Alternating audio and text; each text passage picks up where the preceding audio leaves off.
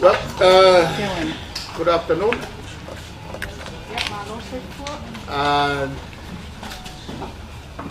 Yesterday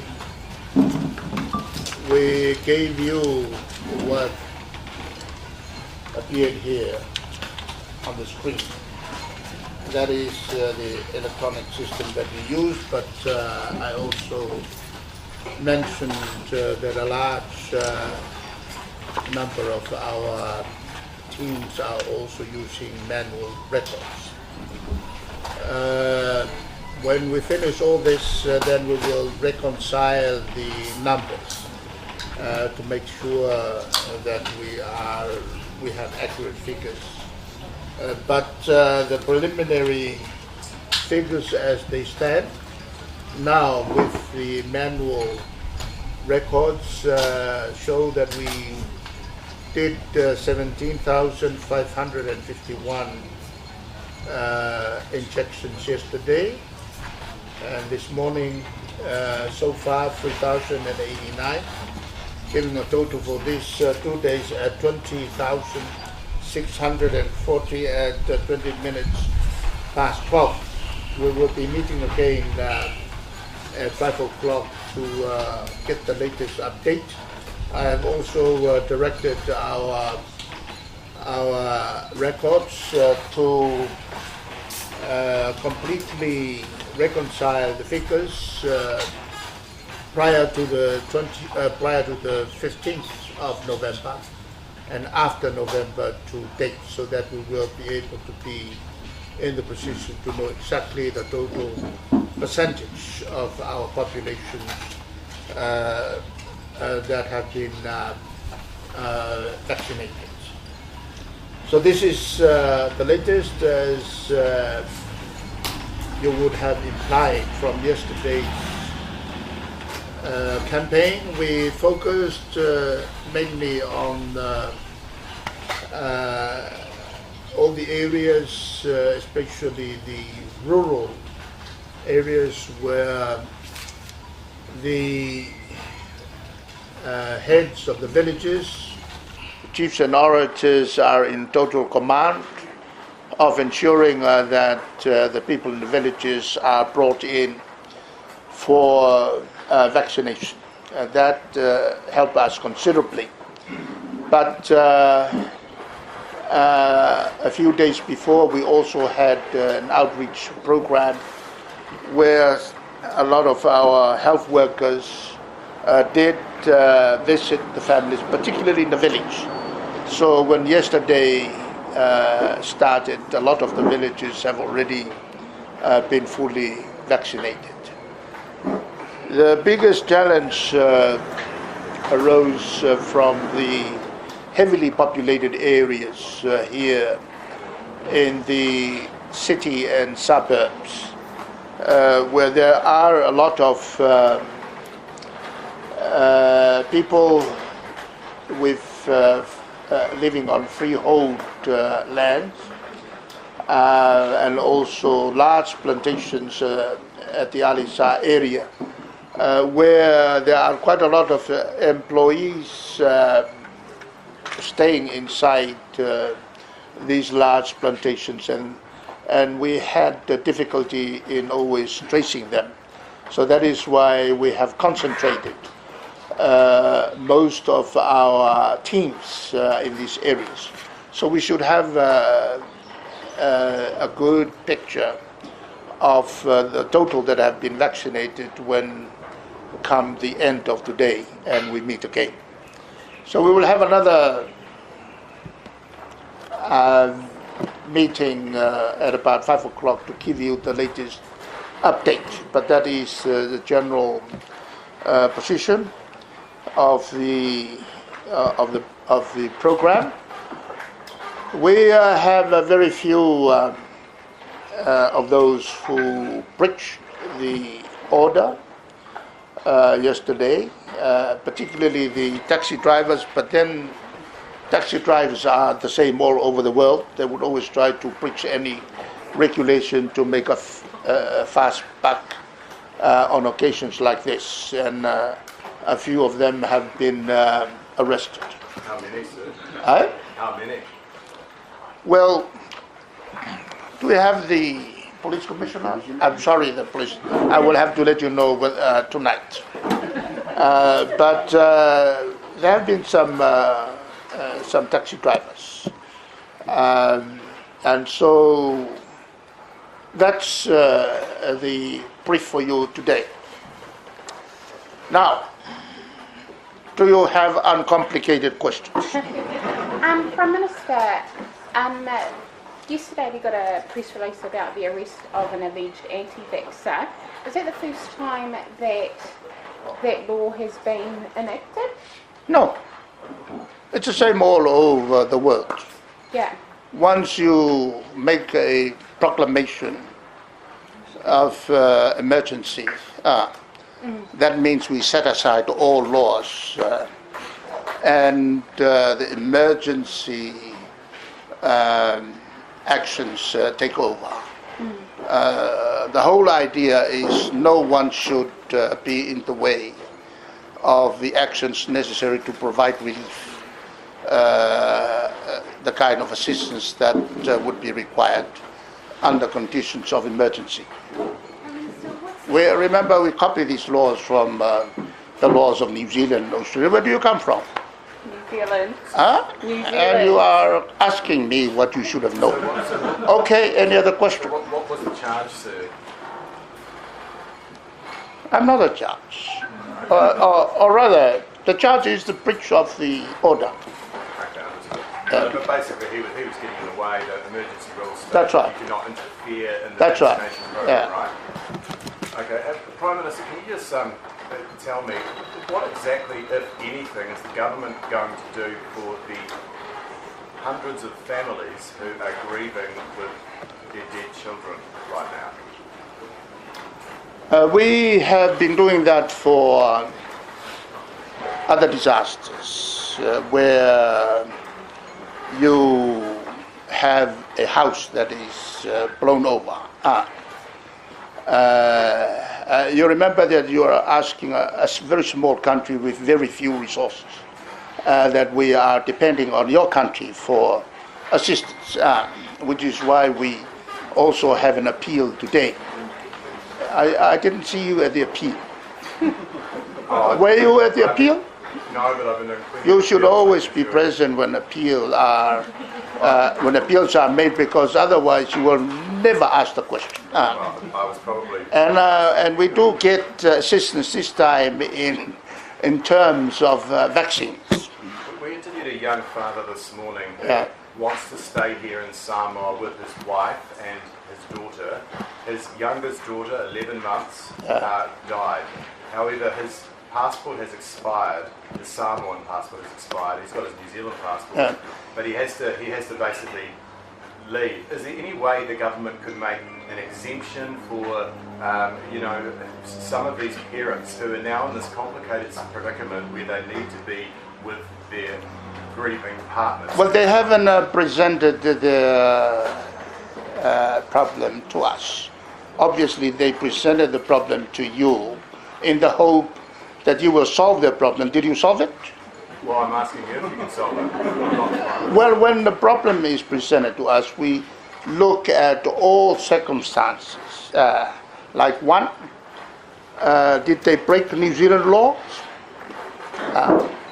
If they did, then we will ask the Minister of New Zealand to set aside the law so that this fellow could come to New Zealand.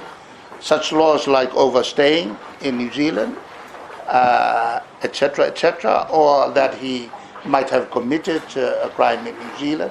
You see, there are lots and lots of complex issues involved. You're saying make an approach to the... That's right. You should have come to me, and I am the Minister of Immigration and Immigration. So you'd look at his case? I will look at his case. I do not remember any case that I have not looked at. So just to be clear, that any sort of fund being set up for the victims, the families of victims, will there be compensation? You are asking me in the usual manner that the government of New Zealand does. Depends on its situation. And we have not yet arrived at that situation.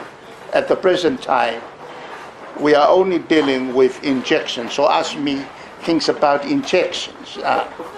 Don't ask me about things to happen in the future, because we do not know whether we will be all dead tonight. Prime Minister, this is obviously looking a bit in the future. This has been a tragedy for Samoa. What is the best way for Samoa to heal from this? Will there be sort of counselling measures in place, or what are some of the support measures? Very good. After we had the tsunami, I had 3 counsellors from New Zealand sitting in front of me. And I asked them, what have you been doing? Oh, we have gone out to try and counsel. And what happened was, we came and we saw a pastor counseling them. And we also saw the elder Matai of the village counseling them. And we found ourselves, this is what she said, I am a PhD in counseling. This fellow next to me is a PhD in counseling, and they were all doctors. And after we heard the counseling delivered by the pastor and the head Matai, we felt like amateurs. So this is being handled by our own cultural, our own leaders, and the counseling is there. So it's Samoans who sort of That's lead right. the way forward. Yes. Any question? Any other questions? Yes, Prime Minister. It's about injections. What? It's about injections. Yeah. You've been going around villages vaccinating. We've heard reports that some families are attempting to dodge the vaccinations by checking into motels. Will there be a change in the approach of the vaccination teams to include hotels and motels in their visitation schedule? I have never heard that. You are the first one to report that to us. But it is a question which we would find very, very difficult to respond to at this stage, because everyone was affected by the order. As regards the movement, we made exception with respect to urgent cases, for instance, like people who are sick and required attendance, fire, police, etc. But this is the first time I've heard, which raises a question of whether it is really true. Prime Minister, is it possible that the emergency measures being taken yesterday and today, you could continue that? I'm just wondering at what point you'd be satisfied. The way the figures are coming suggest to us that the coverage is now extremely high. But we cannot confirm that until we have all the figures reconciled. If that is correct, what we will do, and we will decide that over the next few days, we will certainly do not have the same kind of a holiday, but we will continue our drive, except now it is under normal circumstances. We will still provide the injections when we are ascertain of the cases that require vaccination. It does not mean we will stop our active drive through the normal channels, and one of the normal channels would be the churches, because everybody is supposed to go to church, and the leader of the church ought to know those who has not yet been vaccinated. Is 90% about what you're after at the moment in the country? 100%. 100%. Yes. possibly 98%. If we, you must also remember that the moment we finish, there will be more babies to be born. And by December, we could have hundreds of babies born. And we need to keep on injecting them. And on top of that, we still have lots of traditional midwives who are more readily available and convenient to get their service, particularly when you are suddenly faced with the need to give birth to a child at about 3 a.m. in the morning, and you are deep in the bush. Prime Minister, how is the hospitals coping at the moment? We know that there's been these tents, these ICU units set up outside to carry the influx of patients. How are staff, both local and international staff, coping in there? I think we are able to cater for the needs, taking into consideration the assistance that has been provided, and we are very, very grateful to our partners in development for helping us. Just finally, sir, 63 people, mostly children, are confirmed to have died in this crisis now. As Prime Minister of Samoa, how are you personally feeling about such a mass loss of life, and what is your message to those grieving families today? Well, I have already expressed many, many times my sympathy, my condolences for the families involved. Many, many times. And every time I deliver a message of reminding people what they should do, I deliver my message of sympathy. This is a Christian country where such issues are never raised because it is automatic in our life. Any other questions? Otherwise? Questions related to the Mass program? vaccination. Oh, I see. Yeah, yeah. Let me reframe myself very quickly. Yeah. I'm curious, so what is your plan? Is it contained within the international appeal to be re-immunizing the population against the other childhood vaccination programs, now that we know that the measles does a bit of an immunity amnesia? You know, measles, mumps, and rubella are not the only diseases related to infants. There are about 10 other types of injections, which we are also doing at the same time. So the whole thing, you know, are all interrelated. It's all to do with the protection of the lives of the infants. So you do hope to re-immunize the entire population of all these other... It's not a question of re-immunized. They have to be immunized in relation to the other related diseases for infants. But in situation where a baby shows signs that the immunization has not worked, which is quite possible, particularly when the vaccine has been ineffective. There is a reason. For instance, perhaps it has not been properly kept in a cooler place, and it's quite possible that is one instance where vaccination is necessary. And you acknowledged earlier, sir, how successful it's been when the communities are engaged in this process, right? The Council of Chiefs and the village mayors.